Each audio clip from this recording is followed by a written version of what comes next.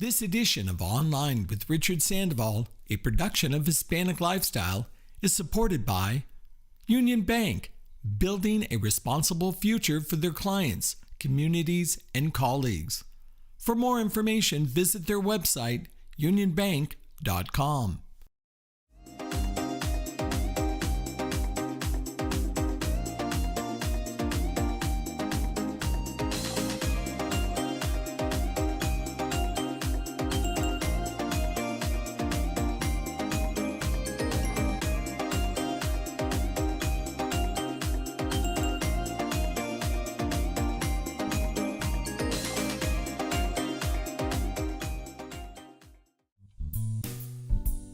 So what are you doing? Are you just hanging out at home today? And today is one of the rare days I get to be at home. I don't get to be at home much anymore. And I just did a whole. Tommy and I just did this thing for Sirius XM. They're starting a Joni Mitchell channel for 30 days. And so we weighed in on all the Joni Mitchell songs because she's a friend of ours, and as well as being Canadian. And so we've known her for a long time. So wow. We weighed in. And so you're a Joni Mitchell fan, but you're also a musician too. Yeah. I mean, I know we're going to go all over the place on this, but you're a musician. You actually play. Yeah. I've played guitar since I was 11, and still play every day. Right now, I just took a bunch of guitars into McCabe's to have them tuned. One was a little buzzy, but I've been playing ukulele now lately. This is a really good instrument, ukulele. Why do people end up with the ukulele? I mean, that's it has 4 strings. It's a really good, it's a very simple instrument to play. It's not like a big bulky guitar where little kids can't play it, but it's the best instrument for singing, to sing along. You can learn a zillion songs and away you go. And that's basically what I was. I was always a singer since I was 5. I made my first record at 5. Who were some of the artists, performers, songwriters that you listened to that really inspired you to continue to play?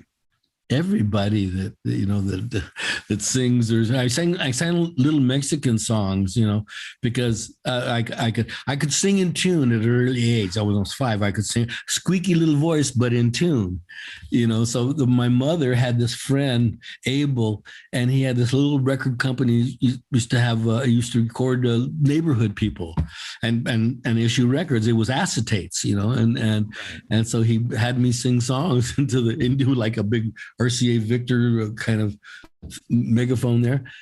And he used to sing songs and distribute them in the neighborhood. So I became famous in the neighborhood. Get out of here. I know that you're a collector. We're going to talk about that later, but do you have those acetates? No. I didn't know what was going on. I just sang.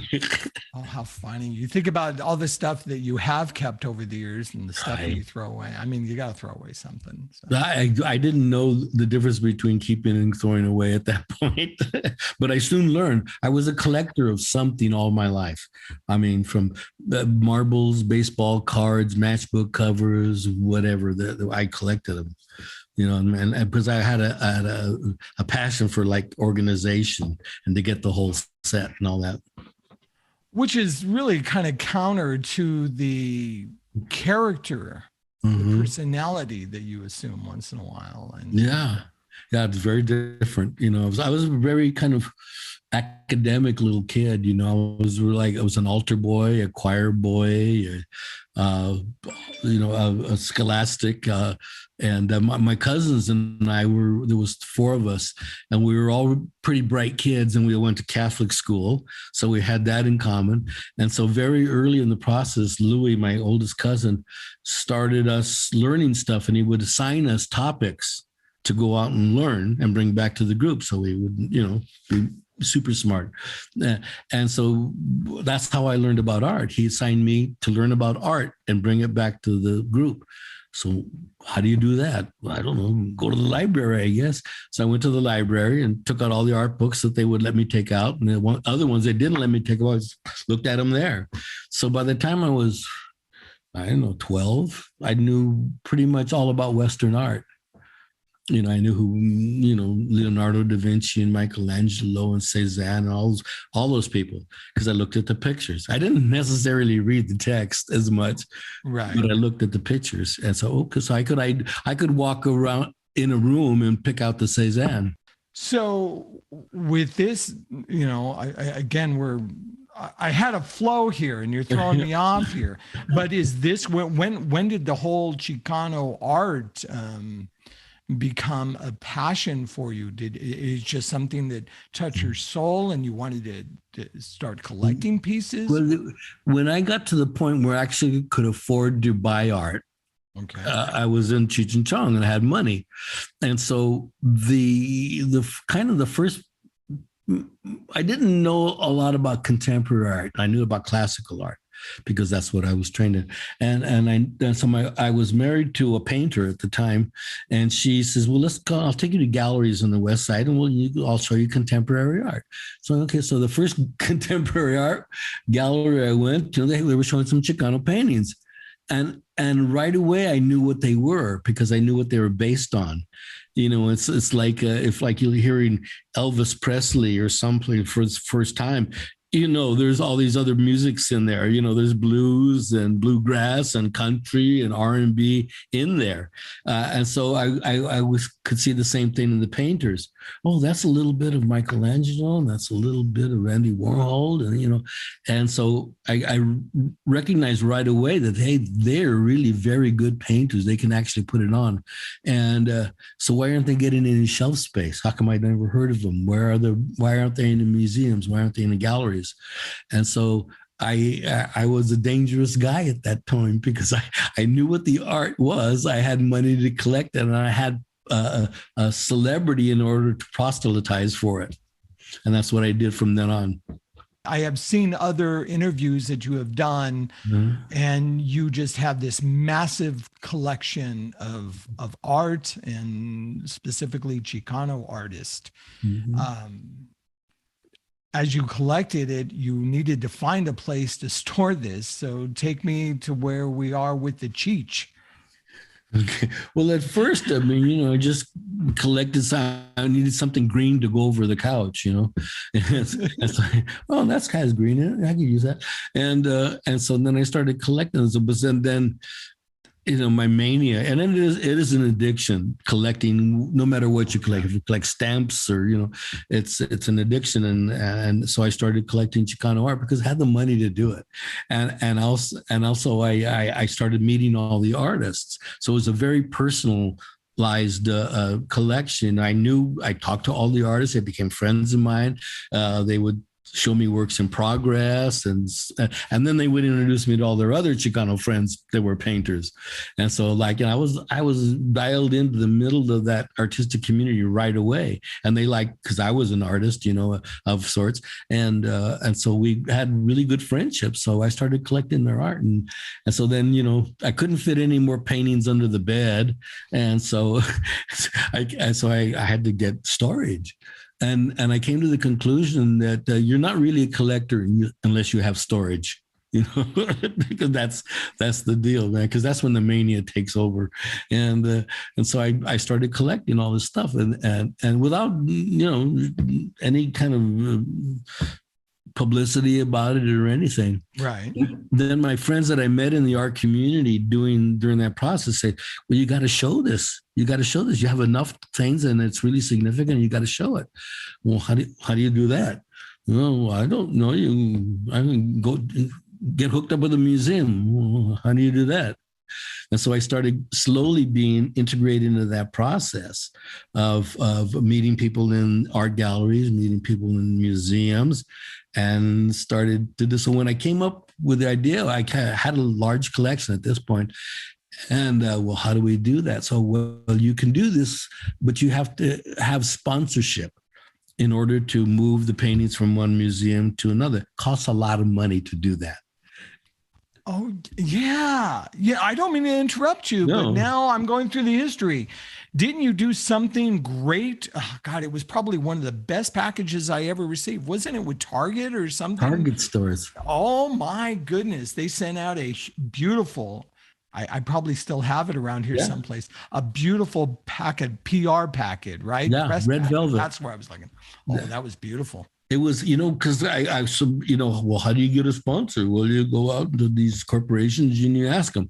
So I did my little dog and pony show for General Mills, General Motors, anything with a general in it, man. I was in their boardroom, doing my little illustrations, and this is it. And so they all kind of nodded, and at one point the Army almost sponsored the show, because they were the number one hirer of Chicanos in the country, the Army. Made sense. It made sense. And so it was all these corporations, they wanted was to connect to an audience.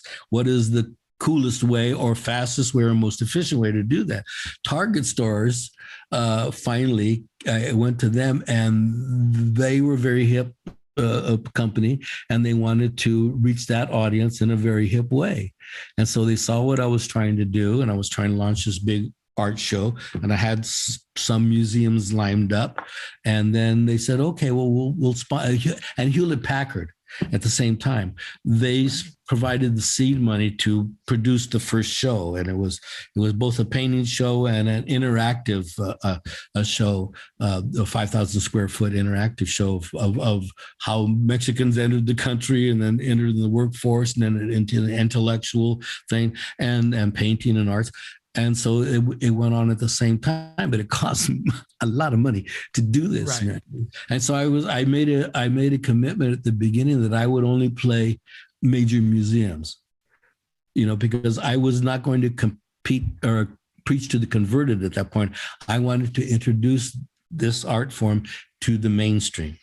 That was so that costs even more money and comes with even more problems, because museums are highly political institutions, and nobody wants to put their head on the block saying this is good and I support it and this is what you should. Nobody wanted to do that, especially museum directors, But I had this company putting a lot of money behind it, so they finally put their head on, the first guy put his head on the block and he didn't get it chopped off, and then other ones, climbed aboard.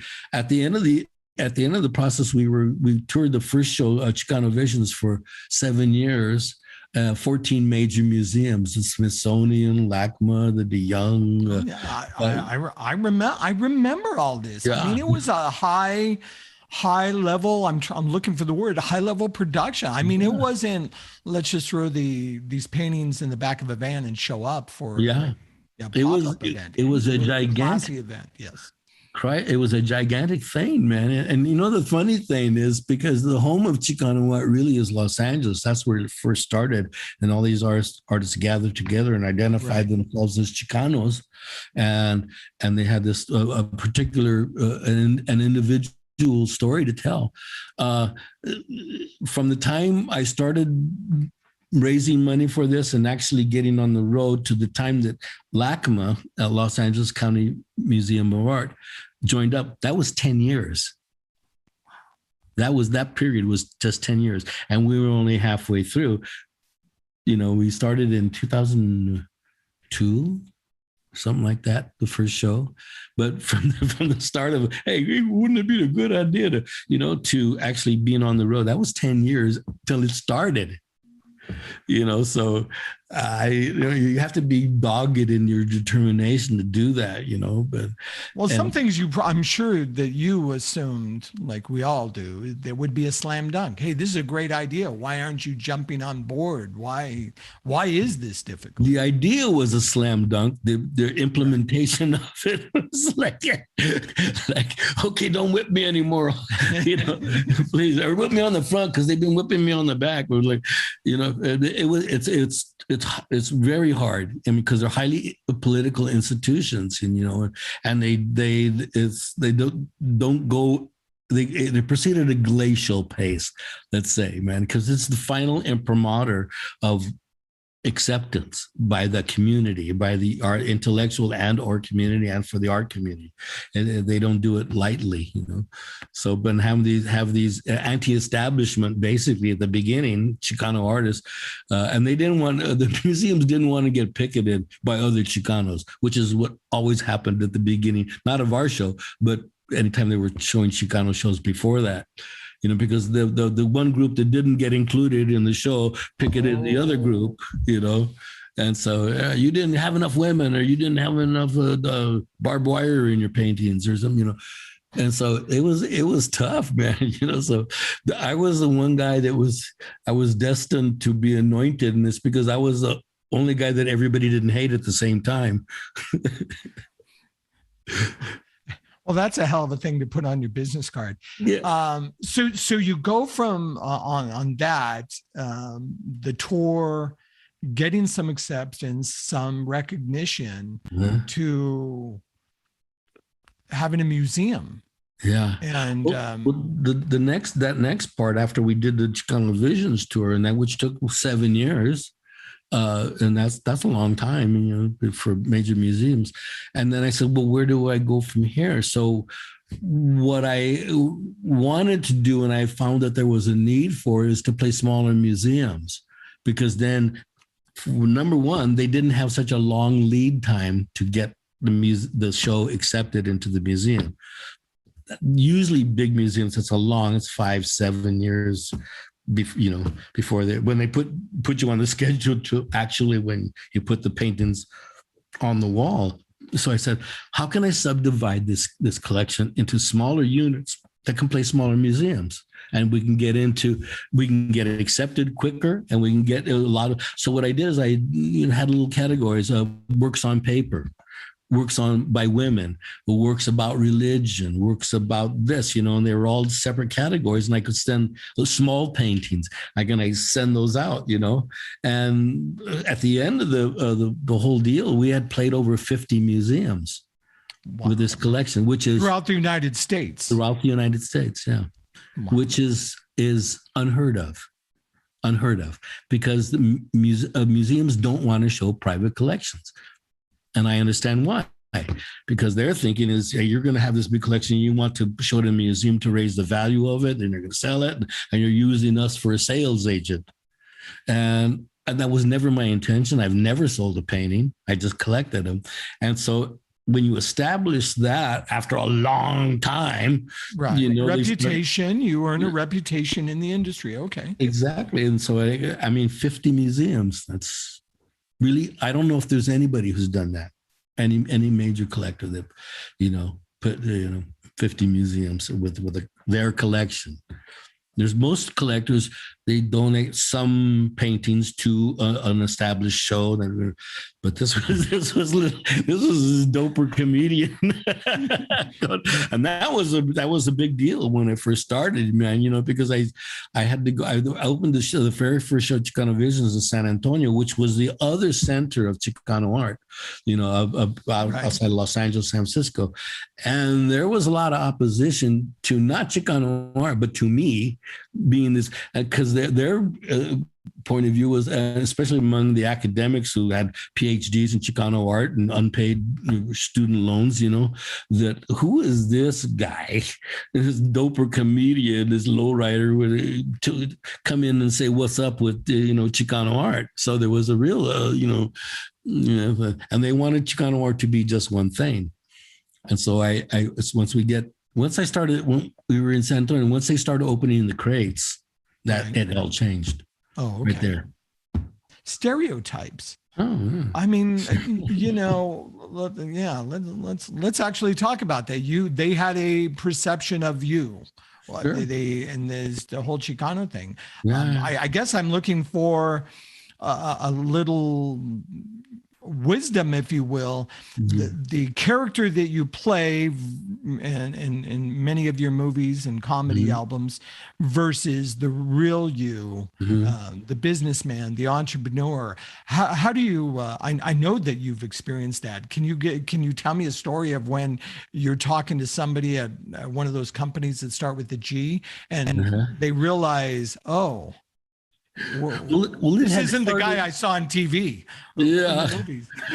Well, it started earlier, actually, when I was making my first single movie without Chong, Born in East LA. And before that, all they knew is that we had those records, which we were all those characters, and then the movies, which were the same characters. And so what I wanted to do was get some kind of momentum going when I was making this movie so that it would be accepted in the mainstream. It's like I was in the same position as Cher. How do you become anything other than Sonny and Cher when you've been Sonny and when you're Cher, you know? Right. And so I started, well, first I made my own movie, and so I go, well, how do I get this momentum going? So there was the big critic for the LA Times. I can't remember his name right now. But I says, hey, and I had met him before. I says, hey, I'm working on this movie and I got a rough cut here, and I'd like you to come and see it. And I talked to his people and like to come and just give me your input and see if I got something here. So I showed him the movie, and so he sat down to ask me some questions after he asked me this question, and I gave this long, involved, convoluted answer. Well thought out, this, that, and the other thing. Right? And this guy looked at me and kept looking at me like, what? Do I have something on me? Did I spit on myself or what? He says, you don't speak with an accent. And it just flabbergasted me. If this guy thinks I'm that character, then what does everybody else think? You know, and he thought that I was that guy. And so it was cool. Hey, well, yeah, I'm acting, you know, and that kind of, and so that kind of broke that barrier. So I faced the same thing in the art world. And the thing that changed it, not only the art spoke for itself, which it did speak for itself, is that I started giving lectures at the museums, explaining this school, explaining this art, and I was a public speaker very early in school. I won a lot of oratorical contests, entered them by the Optimist Club because they were the sponsors of our Boy Scout troop, and I started winning these oratorical contests. When I was well spoken, you know, and I was very well read, and so they would always give me that same look. Not only you don't speak with an accent, you say smart shit, you know. How would you know smart shit if you heard it? You know, so that all of a sudden I gained this reputation started, and then it kept going on, and you know, you go speak at the Smithsonian, you better have your shit together. Oh yeah. You know, so it was like that. It was really cool. Yeah, again, another connection between your life and my life. Yeah. You made a movie, Born in East LA. And you were born. I was born in East LA. We're both part. East. Well, yeah, I would know. It was General Hospital right there. In East LA, I think you were either born at either General or White Memorials. Yeah, I was born in South Hoover Hospital. It's now a robo-wash. Does it have a little plaque, though? That's what Not yet. Maybe I'll donate that to him. The Cheech, we're on schedule. We are on schedule June 18th now. After we were supposed to be May 18th, but we had a air conditioning unit problem that we had to replace the base that the air conditioning unit on top of the building sat. There was some flashing that was loosened on the bottom, so they said, well, we'll just replace that. So they took the flashing off, and it was on a wooden pedestal, and which was rotten, and so they had to take the unit off that, put a new pedestal out of cement, and that takes a certain drying time, and so we were pushed back a little bit, but it's a huge building. So I mean, it's 66,420 square feet, with the operative number being 420. Oh, it was meant to be, dude. It was just meant to be. Wow. And I'm convincing everybody now, and everybody takes this off. Yes, it was meant to be. It was meant to be. It was meant to be. It was meant to be. It was meant to be. Even you have to be blown away by the response, the support, of the community. It's not just the Riverside, San Bernardino area. I mean, it's throughout the nation that you're getting this. It's a national museum, yeah, an international museum too, actually. right. And yeah, this is a dream that I never dared to dream, because people would ask me during the process with years, well, what, you should have your own museum. So, yeah, well, okay, I'm doing okay, but I don't know about museum. Okay, to be able to buy museum. And so I just never thought of it. I'll just keep doing these shows. But at the end of the day, I was kind of hitting the end of collecting, and we had showed in 50 museums. What do I do with this collection? So I started, well, I'll give them pieces to some museums that have been friendly to me and the Chicano community in this whole process. So I started doing that. I gave one big painting to San Diego, to Hugh Davies, and down there, and they showed a lot of shows. And at that time, I did one of the subsections, works on paper, at the Riverside Museum. And had done a lot of those, I'd done a bunch of different museums. And it was the biggest show they ever had. And so the city manager comes up with this bright idea, because they had this building, which was the town library. And it was a beautiful mid-century building, beautiful. I mean, if you had a list of the top 10 mid-century buildings in the United States, this building would be on it. And he says, we have to. And so they were going to build a new library down the street, one of those Jetsons libraries like everybody else is building. So they had to do something with this building. So they were down the road talking to some children's organizations or a science museum or something. The John Russo, the city manager, got this bright idea. He says, we'll give the museum to Cheech to house the collection. And so after I met him, 5 days later, the city had printed up this 5-color brochure of what it was going to look like and where everything was going. And so they gave it to me, and I didn't understand what he was saying. It was like, well, this is beautiful, but I can't afford this. I said, no. We want to give you the museum to house the collection. And wow, how do that work? Is this a trick question here, man? Where's the cameras? Where's the cameras? Yeah, I'm on the hook for us. No, we have to purpose this building. Right. You would be the collection. Okay, let's go for it, And so what I'm told from people who work in the museum industry, and I know a lot of them now, is that we're traveling at warp speed in the process of getting a museum up and going, and that because it's been 5 years since they came to me with this proposition, and we're opening in June. That's a 5-year period in there, just when they, but it's, according to museum standards, it's warp speed, so we're just kind of like, but the real crucial point in this transaction is the city came to me, because when you're in business with the city, it's a whole other category and allows you to apply for a lot of more different grants and big grants to help your process going. So that's what we did, So like I just stood there, it's like when you're watching the Wizard of Oz and the house is coming down out of the sky,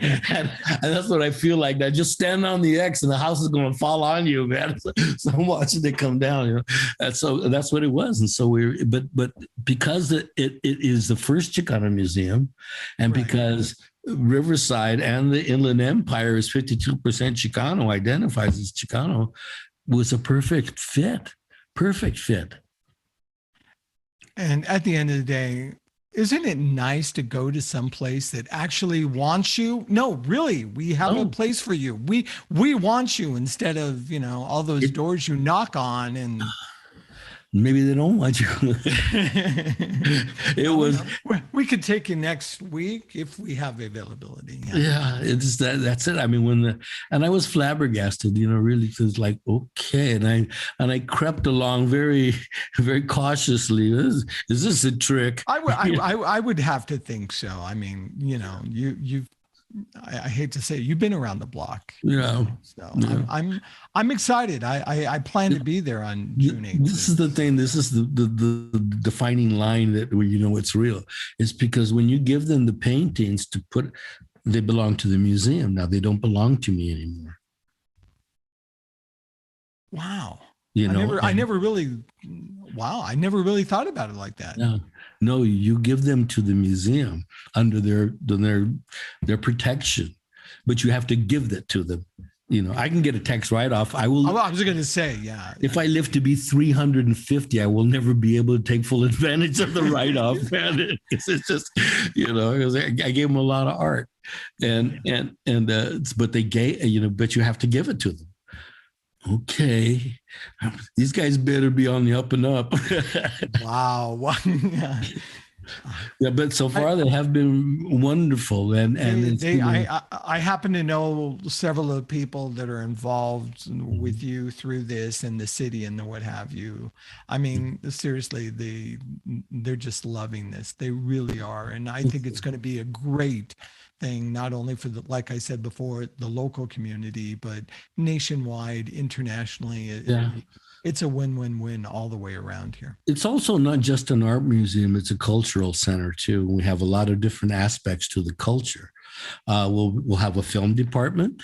Robert Rodriguez, the famous Chicano director, has agreed to run the film department and to instigate programs and initiate programs and thing. We'll have a print laboratory there. So we'll have all kinds of aspects, well, from an academic side to kind of discuss this whole academic problem, not problem, but where does Chicano end and Latinx start, or are they the same thing, or where did it come from? All this academic discussion that is going on in different parts, but not at the same place. Are you working on preservation, you know, like Scorsese is doing with the American film? I mean, at the end of the day, there's, you know, somebody needs to document what's all things Chicano, dude. Yeah. Okay. You know, interesting. I mean, Robert Rodriguez is one of the most important directors that America has to offer, or the world has to offer. You know, honestly, it's probably one of my favorite interviews that I've ever done is with Robert Rodriguez. Greg, been a friend of mine since forever. I met him when he first came to town. He was just out of college. Anybody that goes through a drug trial as a guinea pig to fund a film, he's all right by me. Hey, I swear to you, I could do this. I'm loving this, but I want to talk about stoner food. Oh, stoner food. It's the only kind of food there is, really. Is this a joke that somebody's playing on me that went through so much detail from dope dumplings, machillos? Let me see if I'm saying that correctly. And then what blows me away with your menu here is it's high-end stuff. Yeah. The only big question I have about this is what's a ghost kitchen? So tie it all. I'm giving you a lot to unpack. Stoner food, ghost kitchens. Yeah. No, it's these guys came to me, and this is their business. They do delivery and they're very expert at it. And now, especially with the pandemic, played right into this because you couldn't go to a restaurant, you barely could make it into a grocery store, and so the delivery aspect of it the delivery aspect of the food industry has increased 8,000% during the pandemic. 8,000%. Yeah.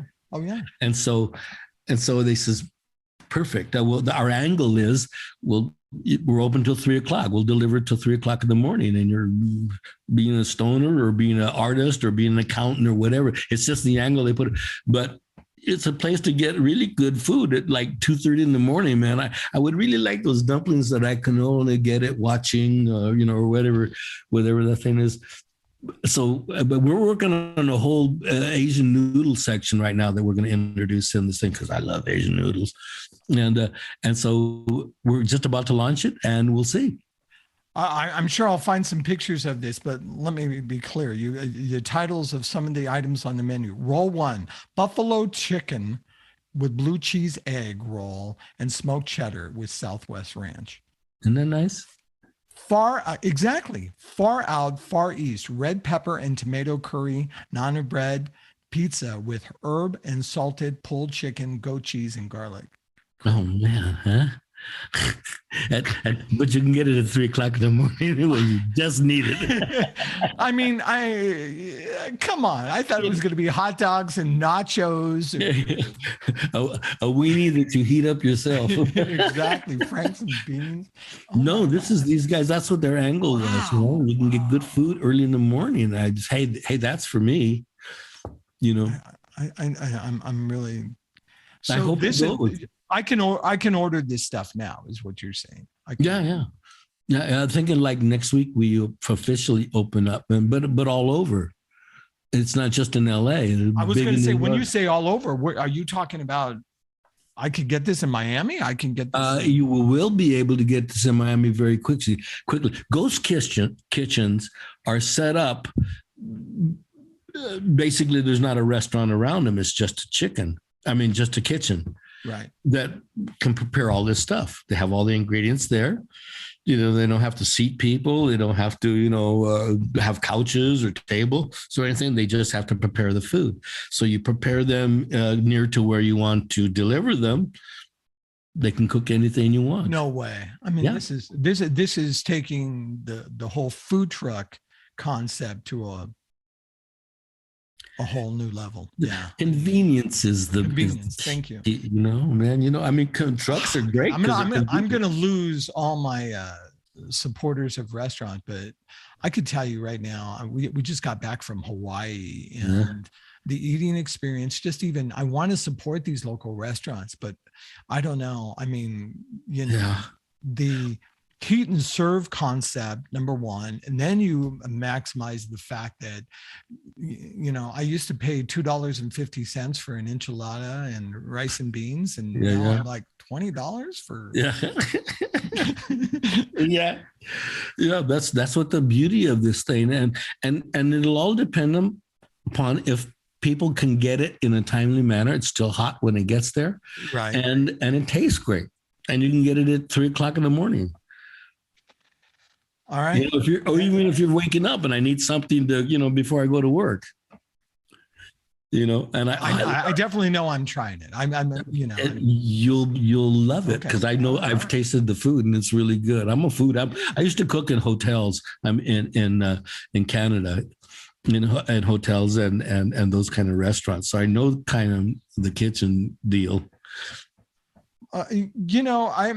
I'm sensing a theme here.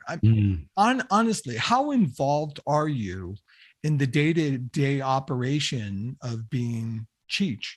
Yeah. I mean, is there a whole team behind you, or are you literally calling up museum directors, food preparers, website people? At this point, they come to me with propositions.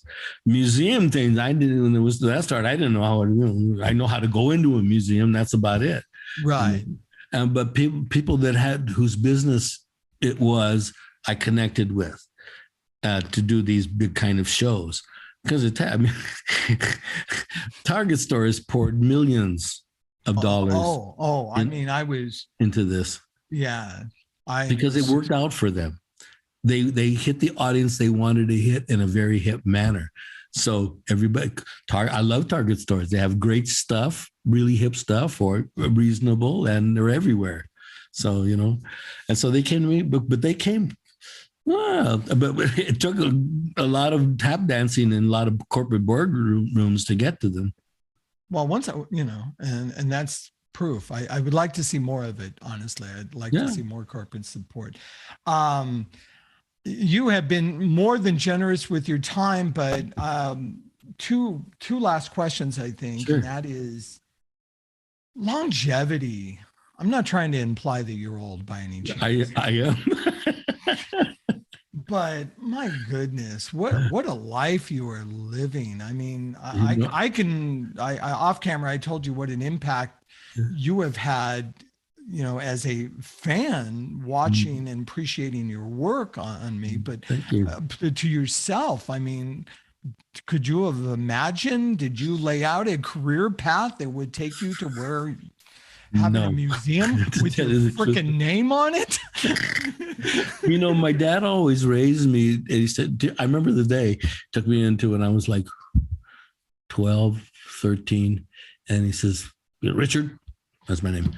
You're a Chicano. That means you have to have 3 jobs at all times. And that is the key. That is the key. I learned to, and I teach my children the same thing. All my children have 3 jobs at the same time. And it makes them smarter, and it makes them more efficient, and it makes them prouder, and their self-esteem and their ability and their trust in their ability to do things grows exponentially because of that. But one of my final questions is here. What else you got going on? Yeah, I know June 18th. What else? I got 2 new movies coming out too that I did last year. I did 3 movies actually last year. Right. One is we did a Nash Bridges movie that has already played. I saw it. Good job. It was very good. That was fun. I did a big rom-com with Jennifer Lopez called Shotgun Wedding. We did it. The Dominican Republic has a great cast in it. Great cast. Myself, Jennifer Coolidge, Lenny Kravitz, who else? Sonia Braga, Darcy Carden. These are great. Everybody was in it. And it was amazing. Really good about Josh Jamel, who plays the love interest, and Jennifer Lopez. And then I did another movie in Canada in December called Champions with Woody Harrelson. And it's a remake of a French film that won all the French Oscars. And it's really good. It's about this guy, Woody, who's a basketball coach, and he wants to get into the NBA to coach, but he's kind of a fuck up. I mess up, and so he gets a DUI ticket, and his sentence is he has to coach this team of intellectually challenged kids at this gym, and I think we're in Iowa or someplace. And I play the guy who runs the gym. It's a nonprofit community organization, and it's really good. I mean, it's really good and funny and heartwarming, and that'll come out later, sometime later and this year. But I did, those 3 because you had to work outside of the country at that time, so Dominican Republic, it was not bad, let me tell you. And we were in the lap of luxury there, which was just nice. I want to one of your scenes in a movie, Illuminatius, where you played the uncle. You played the uncle, and you gave some advice. I mean, seriously, I'm getting chills now. I'm not kidding you. I thought that was probably one of the most moving scenes that I've seen and watched. Yeah, that was. I mean, I felt it. I felt it, and I just. Thank you. Yeah, that is the advice that you hope a family member would give you at some point in time. For those of us who grew up without a father and relied on other people. It's important that you kind of are lucky enough to have some people in your life that can steer you. No, this road, go down this road. This is the good road, and if they believe you, which is important, and you have to be a person that they would believe. So how do you get there? So that's one of those kind of things. You have to have people believe you. And they only believe you if you've demonstrated a belief worthy, So that's what that was. But it was always about having 3 jobs at the same time. I'm not kidding. I had 3 jobs at the same time since I was maybe 13. Always, Wow. So that's great. Well, that is why I admire you. The longevity, the philanthropy, your creative, you're artistic. I mean, again, I'm not trying to embarrass you, but I just know that there's few moments in my own personal life that I get to tell somebody that I've admired how much enjoyment you've given me over the years. And I look forward to more. We're gonna, till the end, till the finish line, 3 jobs. Thank you. Well, thank you for spending time with me this afternoon. And hey, I'll see you on June 18th. Please be there, and I will out it out and keep coming and tell all your friends, because it's a jewel box of a museum. I mean, there's no better place to show paintings than this museum. It's just, thank you. Richard. Again, thank you. Thank you, Richard. Oh, I'm sorry, Cheech. Dick for short, although not really. Well, it's nice when a couple of dicks get together. Yeah, baby. That's not my joke. Somebody actually.